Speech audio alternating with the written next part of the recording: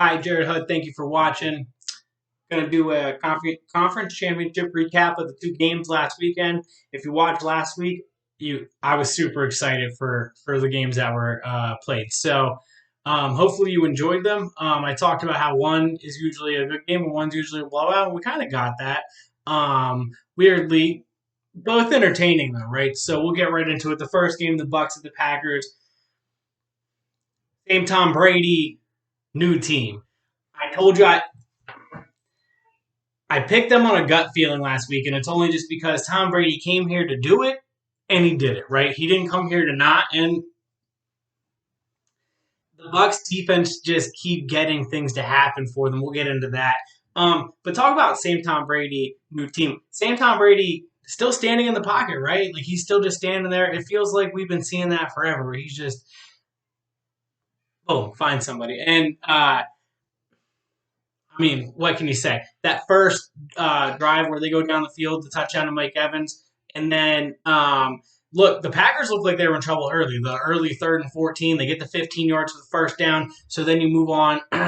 You go a little deeper in the game, they get the 50-yard touchdown.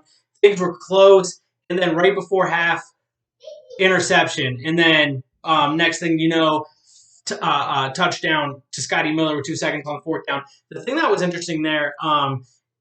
Brady's on the sideline. They got him to 4th down, and it was like the Packers were almost like, are they really doing this? Are they not?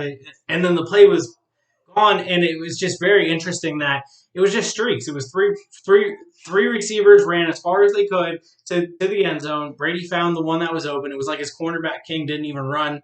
And that changed momentum. It's 21-10 at half, and then the fumble. 28-10 and a half, not or right after half, right after the fumble. So, but then the 3 interceptions.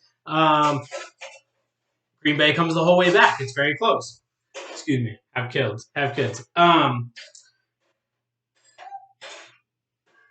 Yeah. So the 3 interceptions, 28-10. The thing that was interesting is in the red zone early in the game, the Packers couldn't really get it going. Late in the game, 8-point game. Packers get into the red zone. They don't go for it on 4th down.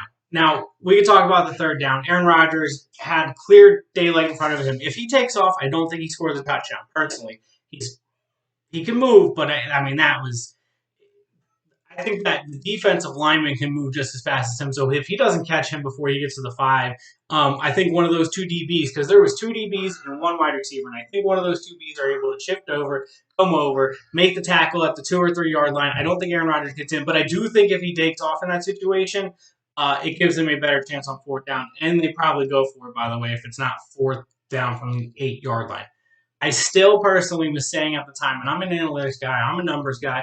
If I ran a team or a franchise or an organization or whatever, I would do a lot by the numbers. I don't care what the numbers say in that situation. I'm going for it. You have Aaron Rodgers. I know it didn't go well in the red zone to that point, and I know if any other team that they played this year, they dominated except for the Bucks. But it's just still that moment you have Aaron Rodgers and also who you're giving it back to. By the way, I mean, they get the ball right before the 2-minute warning because unfortunately the guy takes the knee or he slides, so there's 2 minutes and 2 seconds left. So there's still 4 timeouts for the Packers, right? So you need more than just 1 first down to win the game.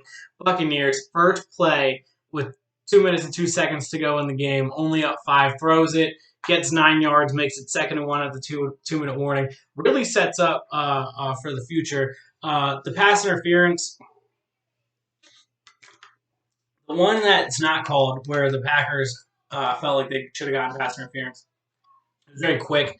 Pulled the shoulder. You did see a pull in the shoulder, but it was very quick. And it depends. I mean, if you're looking at that like this, back here might be harder to see.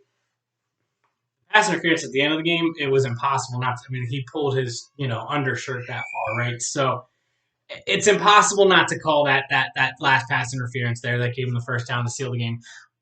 I understand why it's frustrating that you didn't get a call and then it's called on you as the Packers, but at the same time, don't put yourself in that situation. 28-10, and You have to call the second one. I know the first one wasn't called. You can argue about that all day, but you have to call. You have to call the second one. There is no argument on that one. Everyone's going to agree. You have to call that. So, to me, also don't put it in the ref's hands. I know that's the old Saints situation a couple years ago where the guy got destroyed, and it should have been pass interference. It just anyways. I get it, but Tom Brady in Lambeau, NFC Championship, came to the NFC, did it, year one. I mean, he's just on. You can't. What are you supposed to? What? That's it. That's it. He's in that realm of top of the top. You can greatest careers in the history of sports ever. He's right there. Sorry, I dropped something. Maybe I'll do a little thing about that at some point. I don't know. We'll talk about it. But I'm going to move on to the next game. Bills, Chiefs. The Cinderella story, up 9-0 in the AFC Championship on the road. They had the swagger going. Patrick Mahomes, Andy Reid. I mean, what are you supposed to do? A 38-6 run after that, just putting it up points. And they looked unstoppable. Travis Kelce with all the catches. Tyreek Hill. You can talk about the catch in the second half where he caught the ball, made a little separation, takes off. Makes it 50, 60 yards, whatever that play was. You can talk about the other 4th and 1 where, you know how last week on the 4th and 1 they started off with trips and one wide receiver to the other side, and they ran Tyreek Hill underneath the other 2 receivers. He caught the ball, got the first down.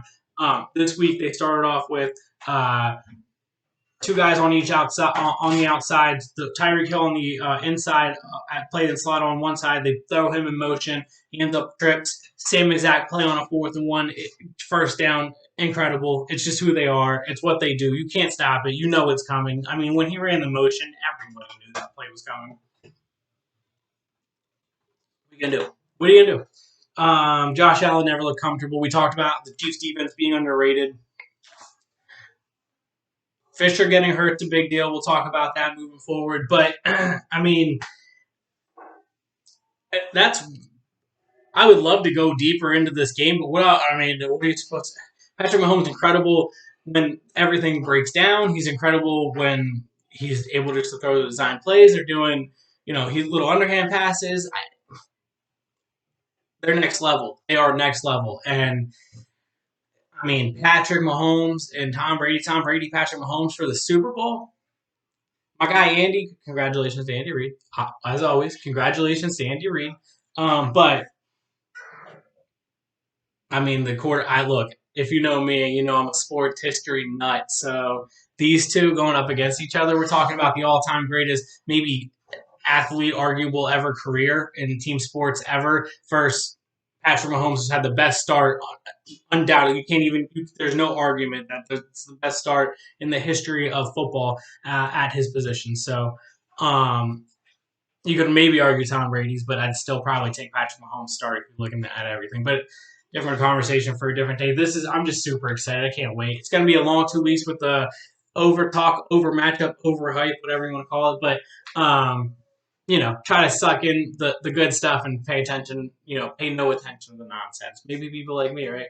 Hey, thank you for watching if you're still watching. Anything you want to talk about in the future, I'm definitely going to talk other sports, right? We got other stuff coming up in between, and then we'll definitely do a preview. So thank you for watching. Share it up.